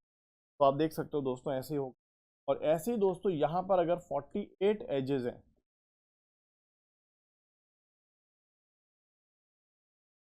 हर एक एज को हम जब 4 एज में कन्वर्ट कर रहे हैं या तोड़ रहे हैं या जो भी आप कहो, ठीक है ना। तो यहाँ पर कितने एजेस बनेंगे दोस्तों, 48 इंटू 4, 48 इंटू 4 कितना हो जाएगा, 4 8 द 32, 4 4 द 60, 190 एजेस। अब ये मैं कैलकुलेट नहीं करूंगा, बट आई होप आप लोगों को, मतलब मैं काउंट करके नहीं दिखाऊंगा, ठीक है। तो आप देख सकते हो 192 एजेस एंड सो ऑन। तो आप देख सकते हो दोस्तों कि हमने का कन्वर्जन रूल देखा। पहले तो देखा कि बनता कैसे है, सिंपल ट्राइंगल से शुरू करते हैं, बनाते कैसे हैं। We have seen the generation rule, ठीक है ना। आप लोगों को मैंने इस कोच स्टेक का जनरेशन रूल बताया कि कैसे जनरेट करते हैं। और यहाँ पर दोस्तों हम लोगों ने एक तगड़ा सीक्वेंस भी देखा। क्या sequence, see the patterns and number of edges. तो आप देखोगे यहाँ पर 3 12 8 192, और आगे देखोगे तो 192 इंटू 4, तो मतलब क्योंकि हर एक एज को हम लोग 4 में कन्वर्ट कर रहे हैं, तो 192 इंटू 4 768 आएगा। तो हमारा सीक्वेंस क्या बना दोस्तों?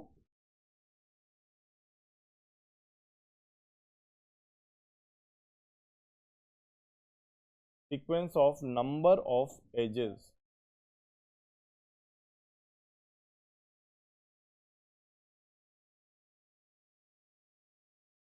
तो आप देख सकते हो सबसे पहले हम 3 से शुरुआत कर रहे हैं, then we get 12, then we get 40, get 190, get 7।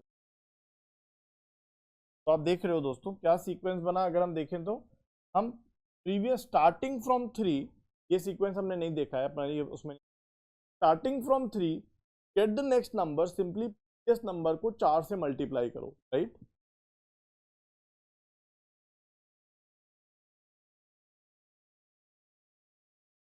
यहाँ पर रूल क्या बना दोस्तों? अगर हम इसका रूल देखें तो काम करता हूँ।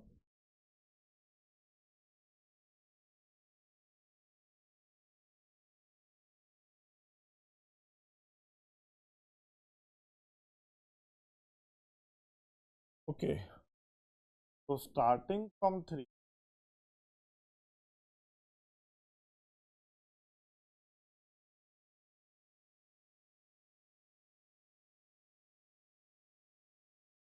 get the next number,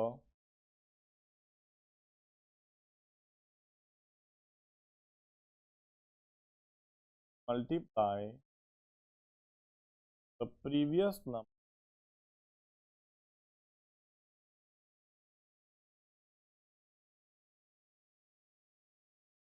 ठीक है ना। तो ये हमारा रूल है दोस्तों, आई होप आप लोगों को ये क्लियर है। ये हमारा सीक्वेंस बन रहा है और ये उसका रूल है, ठीक है ना। ओके ग्रेट, तो हम लोगों ने पूरा समझ लिया दोस्तों कैसे जनरेट करते हैं, क्या होता है ये कुछ एक, ठीक है ना। चलिए, तो यहाँ पर दोस्तों हम लोगों ने देख लिया ये वाला सारे के सारे जो टेबल 3 में थे आपका। सबसे पहले रेगुलर पॉलीगन, फिर उसके बाद हमारे पास कंप्लीट ग्राफ था, फिर स्टैक्ड स्क्वायर, फिर स्टैक्ड ट्राइंगल, और फिर हमारा ये कुछ। चलिए, अब यहाँ पे अगर हम देखें दोस्तों, क्या आप सभी में पैटर्न रिकॉग्नाइज कर पा रहे हो? क्या पैटर्न है of the sequence in table 3, ये हम समझने करते हैं दोस्तों। हमने पैटर्न को देखा, राइट। क्या पैटर्न देखा? जैसे अगर आप पॉलीगन्स में पैटर्न को देखोगे, यहाँ पे कौन सा पैटर्न है? अब देखो, अगर पॉलीगन्स की बात करें, रेगुलर पॉलीगन्स की कौन सा नंबर सीक्वेंस बन रहा है? आप अगर देखोगे दोस्तों, यहाँ पर 3 पॉइंट्स हैं, या फिर 3 एजेस हैं, 4 एजेस हैं, 5 एजेस, 6 एजेस। यहाँ पर अगर हम रेगुलर पॉलीगन्स के अगर सीक्वेंस को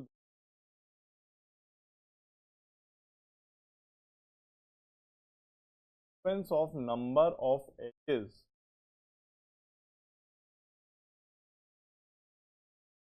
तो आप देख सकते हो यहाँ पर जो सीक्वेंस बनेगा वो बनेगा 3 4 7 8 9 10।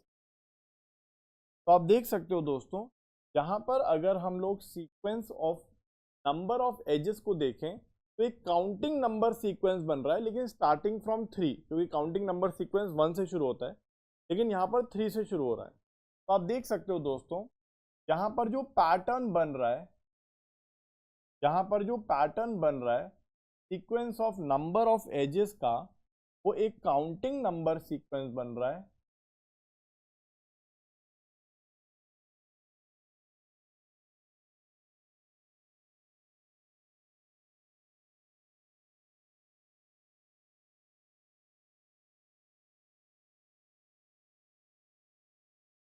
स्टार्टिंग फ्रॉम 3 से शुरू होकर ये काउंटिंग नंबर सीक्वेंस बन रहा है। यहाँ तो हमने पूरा कंप्लीट ग्राफ में सीक्वेंस भी देख लिया कि यहाँ पर ट्राइंगुलर नंबर सीक्वेंस बन रहा है, और उसका एक रूल भी देखा, ठीक है। तो यहाँ पर नंबर ऑफ एजेस का अगर सीक्वेंस देखें तो वो ट्राइंगुलर नंबर सीक्वेंस। यहाँ पर दोस्तों अगर हम स्टैक्ड स्क्वायर्स के अंदर नंबर ऑफ स्क्वायर्स का अगर सीक्वेंस देखें तो नंबर ऑफ स्क्वायर्स कितने स्टैक किए, यहाँ पर हमारे पास स्क्वायर नंबर सीक्वेंस बन रहा है, ठीक है ना। ऐसे ही दोस्तों यहाँ पर अगर स्टैक्ड ट्राइंगल्स में कितने ट्राइंगल स्टैक किए उसका भी सीक्वेंस हमारा स्क्वायर्ड नंबर सीक्वेंस बन रहा है। और हमारा कोच स्नोफ्लेक के अंदर दोस्तों मैंने जनरेशन आपको बताया, और यहाँ पर नंबर ऑफ एजेस का जो सीक्वेंस बन रहा है वो भी हमने देख लिया, है ना। चलिए, तो ये पूरी तरह से क्लियर है दोस्तों। तो can you recognise the pattern in each of the sequence in table 3?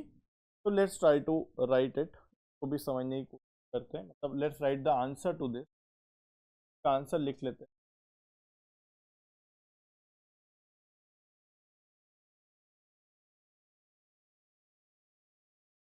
तो आप बोलोगे yes, can you recognise the pattern? Yes, we have recognise the pattern. Solution या answer?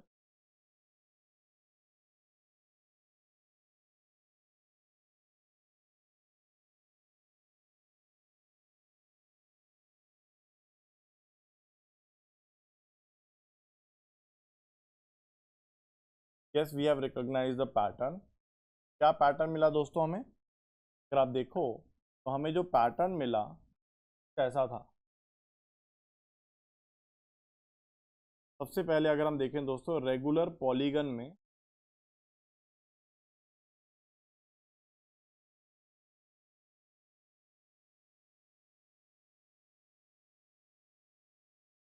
The number of edges, दोस्तों N O को मैं ना कभी कभी नंबर को मैं एन ओ लिखता हूँ, ठीक है। तो आई होप ऐसे आपके टीचर्स भी लिखते होंगे तो आपको पता होगा। नंबर ऑफ एजेस का जो सीक्वेंस बना दोस्तों वो बना 3 triangle, 4 quadrilateral, 5 pentagon, 6 hexagon, 7 heptagon, octagon, नोनागन, decagon. तो आप देख सकते हो दोस्तों यहाँ पर हमने क्या लिखा था अभी, it is a counting number sequence.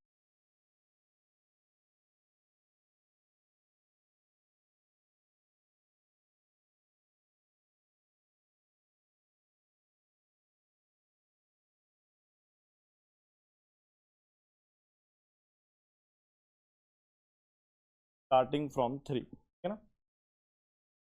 दूसरा क्या था दोस्तों? दूसरा था हमारा complete graph.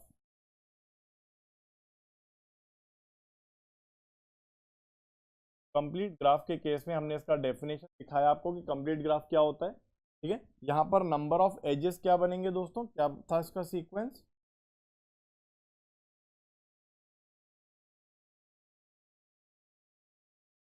Number of edges जो बने वो बने 1, 3, 6, 10, 3, 1 एंड ये बना दोस्तों triangular number sequence,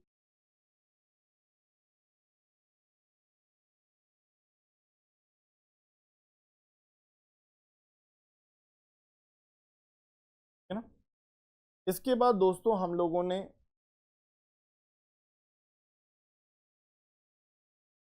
stacked triangles और स्टैक्ड स्क्वायर्स को देखा। दोनों में हमें स्क्वायर्ड नंबर सीक्वेंस मिला, है ना। तीसरा और चौथा क्या था हमारा, थर्ड एंड फोर्थ, थर्ड था हमारा स्टैक्ड ट्राइंगल्स और स्टैक्ड स्क्वायर्स।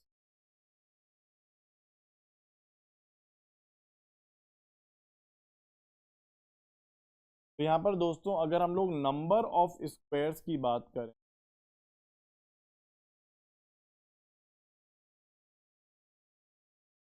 पहले में 1, दूसरे में 4, 9 का, तो यहाँ पर हमें दोस्तों स्क्वायर्ड नंबर सीक्वेंस था।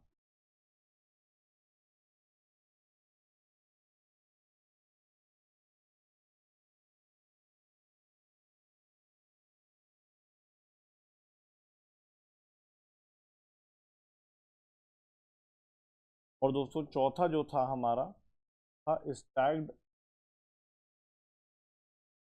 ट्रायंगल्स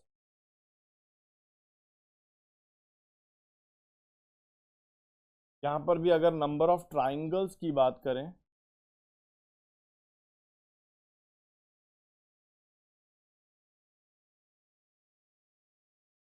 तो वो भी वही आएगा दोस्तों, 1 4 9 3 1। यहाँ पर भी दोस्तों हमें स्क्वायर्ड नंबर सीख,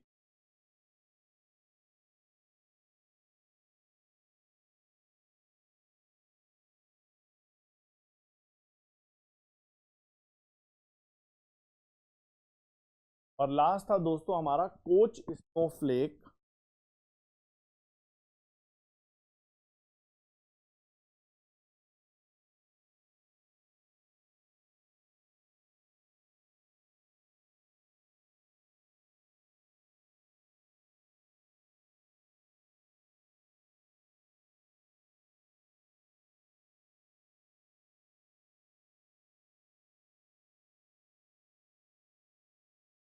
यहाँ पर नंबर ऑफ एजेस अगर हम देखें,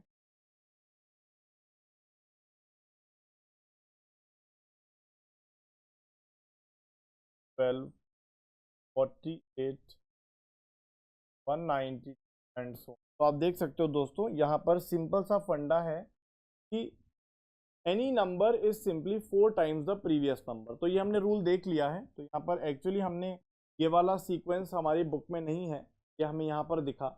ये क्या हुआ दोस्तों,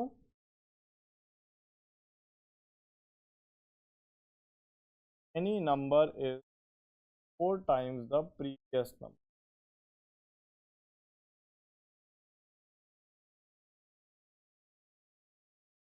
है ना, स्टार्टिंग फ्रॉम 3 से शुरुआत करके ऐसा कुछ इसका सीक्वेंस बनेगा। ठीक है, तो ये हमने देख लिया दोस्तों पहला question, can you recognise the pattern, yes we can.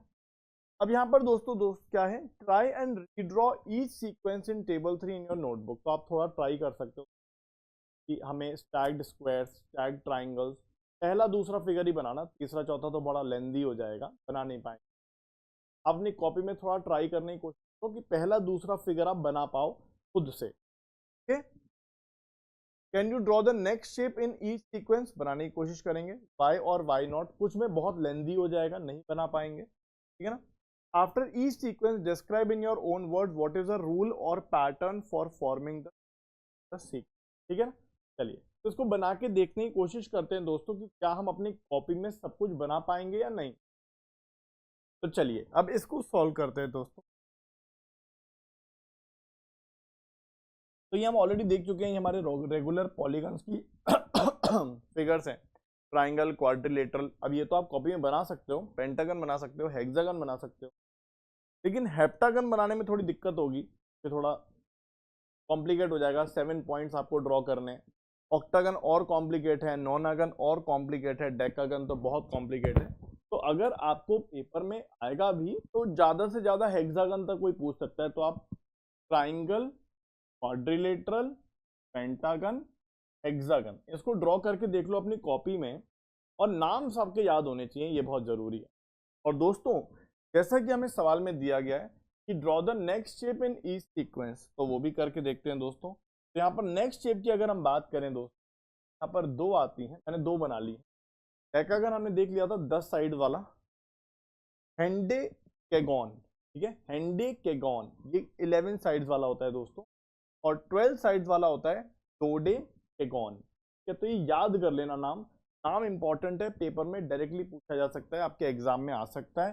That is हमने डेकागन तक देख लिया था, नोनागन, डेकागन हमने कर लिया है, ऑक्टागन, नोनागन, डेकागन 8 9 10, 11 है दोस्तों हेंडेकेगॉन, और 12 है डोडेकेगॉन। तो यहाँ पर आप देखोगे 12 एजेस हैं या 12 साइड्स हैं, ड्रॉ करना बड़ा मुश्किल है, तो नेट से फोटो उठा के यहाँ पे डाल दिया। तो नाम आपको याद रखना है, remember the name.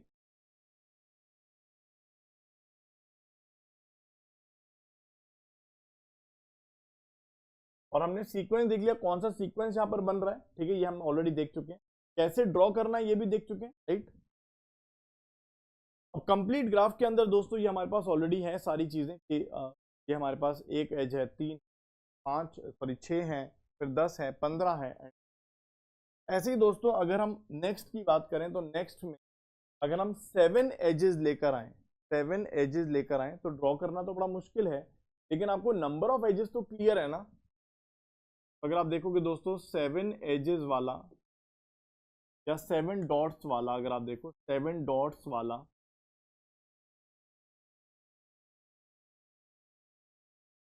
Number of edges कितनी हो जाएंगी? मैं आपको फॉर्मूला बताया था, that is 7 -1 7 divide by 7 minus तब 20, तो यहाँ पे 21 एजेस होंगी दोस्तों। ऐसे ही मैंने यहाँ पर दोस्तों 8 वाला भी आपके लिए लेके आया हूँ, मतलब 8 डॉट्स हैं, 8 वर्टिसी, तो इसमें कितनी एजेस हो जाएंगी? 8 into 8 minus divide by, that is यहाँ पर आप देखोगे 8 वर्टिस सॉरी एजेस हो जाएंगे। एजेस मतलब साइड्स, और वर्टिसीज मतलब डॉट्स। वर्टिसीज मतलब डॉट्स, ये जो डॉट्स हैं इनको हम वर्टिसीज कहते हैं दोस्तों।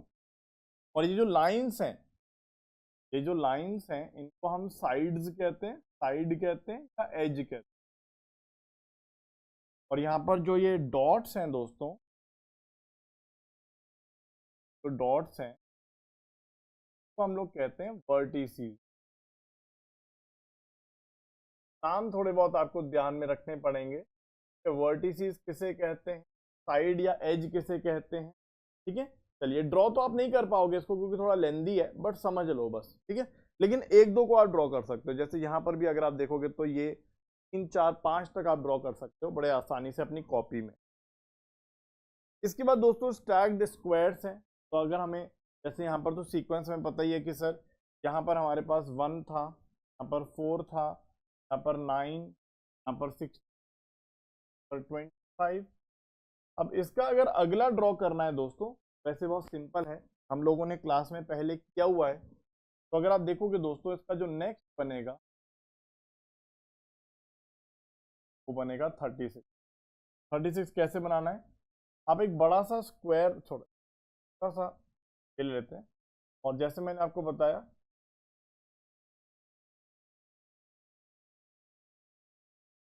काम कर सकते हैं। चाहो तो मैं अगर अपने बोर्ड पर ऐसे बना सकता हूँ, अपने बोर्ड पर ऐसे बना,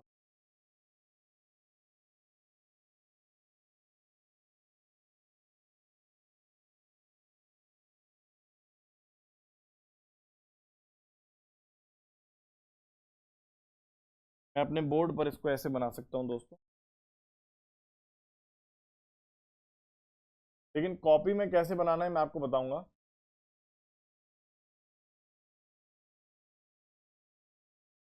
मैं तो बड़े आराम से इसको ऐसे कॉपी कर करके बना सकता हूँ।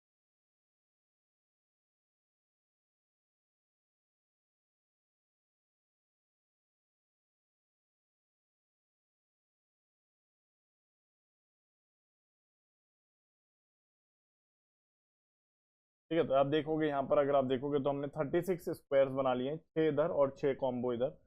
36 का कॉम्बो हमने बना लिया है दोस्तों, यहाँ पर 36 हमने स्क्वायर्स बना लिए, ठीक है। लेकिन कॉपी में आप कैसे बनाओगे, जब पेपर में आएगा तो आप कैसे बनाओगे, तो मैं आपको थोड़ा सा दिखाता हूँ कि हम पेपर में कैसे इसको बना सकते हैं। पेपर में बनाने के लिए दोस्तों आप एक बड़ा सा रेक्टेंगल या एक बड़ा सा स्क्वायर शेप बना लो, और उसमें दोस्तों यहाँ पर 5 लाइंस बना, तो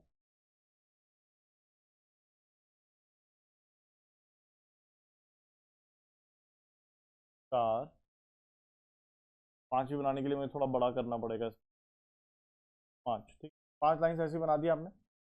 इसके बाद 5 लाइंस आपको ऐसे बनानी,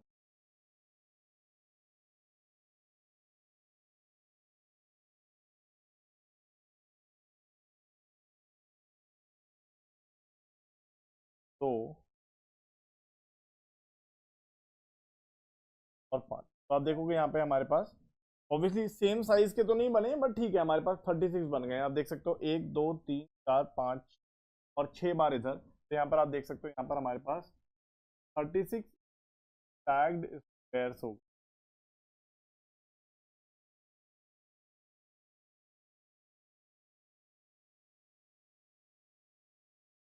ठीक है ना। चलें आगे, ओके। अब स्टैक्ड ट्राइंगल्स, इसको बनाना थोड़ा मुश्किल है, आप देख सकते हो कॉपी में आप सिर्फ इतना बना सकते हो, पहला और दूसरा। दूसरा बनाना भी थोड़ा टफ है, मतलब ज्यादा आसान नहीं है, थोड़ा अजीब सा तो है। तो पेपर में अगर आपको, मतलब पेपर में इतना लेंदी नहीं आएगा आपके पेपर में, जैसे आप देखोगे 4 9 25। अब देख सकते हो यहाँ पर दोस्तों हमने ऑड नंबर्स ऑफ ट्राइंगल रखे, पहला 1 है, फिर 3, फिर 5, फिर 7, फिर 9, है ना। तो आप देख सकते हो यहाँ पर, अगर आप ध्यान दो तो यहाँ पर एक ट्राइंगल है, यहाँ पर 3, पर 5, पर 7, यहाँ पर 9। यहाँ पर एक ट्राइंगल है, यहाँ पर 3, पर 5, यहाँ पर 7। यहाँ पर एक ट्राइंगल है, यहाँ पर 5। यहाँ पर एक ट्राइंगल है, यहाँ पर 3। यहाँ पर तो एक ही है। अगर हमें नेक्स्ट बनाना है दोस्तों इसका, तो नेक्स्ट क्या होगा दोस्तों,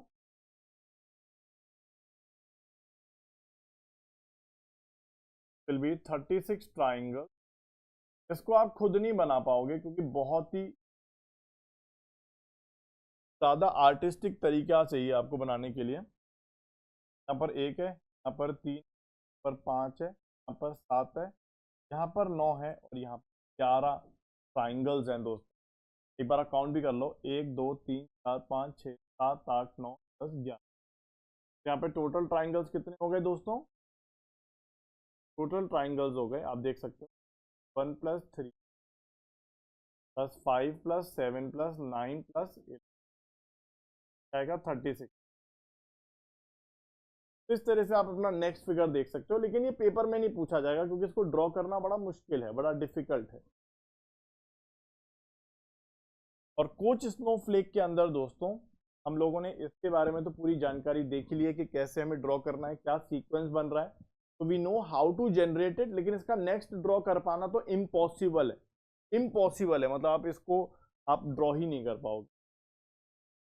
तो मैनुअली तो इम्पॉसिबल है, आपका एआई जनरेट आप कर सकते हो। यहाँ पर हम लोगों ने देख लिया दोस्तों रूल ऑफ जनरेशन, है ना, रूल ऑफ जनरेशन हमने देख लिया।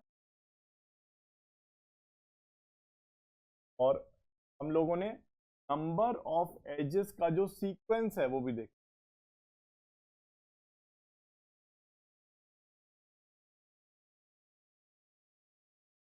Sequence of number of edges ये भी हम लोगों ने देख लिया। आई होप ये क्लियर है आप लोगों को कैसे हम लोगों ने जनरेट किया। तो अगर इस फिगर इट आउट को देखो दोस्तों, तो इस फिगर इट आउट के अंदर 2 क्वेश्चन थे। पहला था can you recognise the pattern, yes we have recognise the pattern, हमने शेप को समझ लिया है, कैसे बनती है ये भी देखा। लेकिन सभी बनाना इम्पॉसिबल है, जैसे स्टैक्ड ट्राइंगल्स आप आगे नहीं बना पाओगे, स्टैक्ड स्क्वायर्स बना सकते हो, पॉलीगन भी आप सिर्फ 5 या 6 तक बना सकते हो, आगे बनाना हमारे लिए मुश्किल है, ठीक है। ऐसे ही दोस्तों कोच स्नोफ्लेक्स तो बनाना ही इम्पॉसिबल है, अगर हम आगे जाएंगे तो पहला 2 बना सकते हैं, ट्राइंगल और ट्राइंगल के बाद वाला, उसके आगे के बनाना थोड़ा मुश्किल हो जाएगा, ठीक है। तो सभी को नहीं बना पाएंगे, लेकिन पैटर्न हमने समझ लिया, कौन सा सीक्वेंस बन रहा है, नंबर सीक्वेंस, ये भी हमने देखा। और दोस्तों try and redraw each sequence in table 3 in your notebook, तो स्टार्टिंग के 1-2 बना सकते हो, हमने देखा। Can you draw the next shape in each sequence, नहीं भैया नॉट पॉसिबल। तो अगर हम आंसर की बात करें दोस्तों, तो हम लोगों ने पैटर्न को तो सीख लिया है, कैसे ड्रॉ करना है ये भी सीख, लेकिन can you draw the next shape in each of the sequence, no, हम नहीं बना पाएंगे, नॉट पॉसिबल।